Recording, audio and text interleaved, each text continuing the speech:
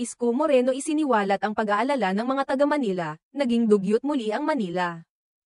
Ipinahayag ni Isko Moreno Domagoso, isang kandidato para pagka-mayor ng Maynila, ang mga alalahanin ng mga residente ng lungsod hinggil sa kasalukuyang kalagayan ng kanilang komunidad.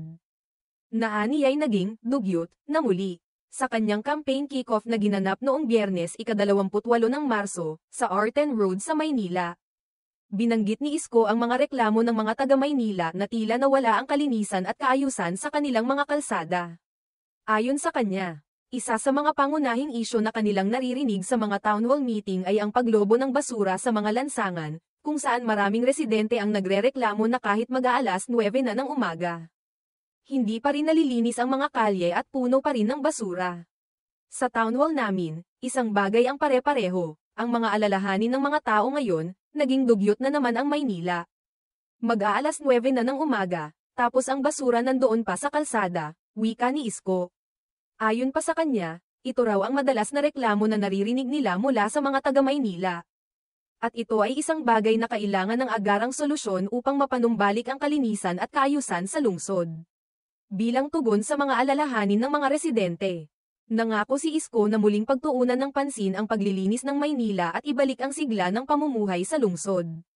Aniya, hindi lang kalinisan ang kanyang magiging prioridad kundi pati na rin ang pagbabalik ng seguridad at kapanatagan para sa mga pamilya ng Maynila. Pangalawa, bukod sa paglilinis ng Maynila, ibabalik natin ang kapanatagan ng pamumuhay dito. Kaya nga, as you all know, bakit tayo sa R10 magsisimula?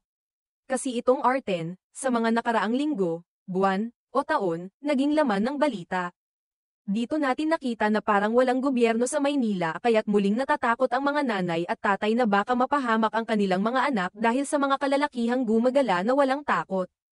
Dagdag pa ni Isko, ipinunto ni Isko ang kahalagahan ng pagkakaroon ng isang matatag na gobyerno na magbibigay ng proteksyon at mga programa na magbabalik ng sigla at kaayusan sa mga komunidad.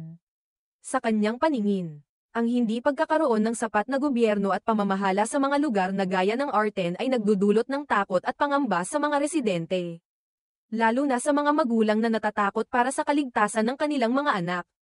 Kaya naman, nangako siyang magtutok sa mga programang magbibigay ng proteksyon at mga hakbang na magbibigay solusyon sa mga problema ng basura at kriminalidad sa mga lansangan ng Maynila.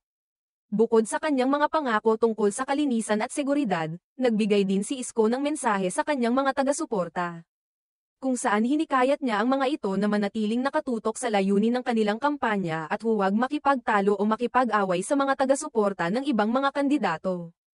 Ayon sa kanya, ang mahalaga ay ang pagkakaisa ng mga mamamayan sa pagtutok sa mga isyu na mahalaga para sa ikauunlad ng Maynila at hindi ang pakikipag-away sa mga kalaban sa politika.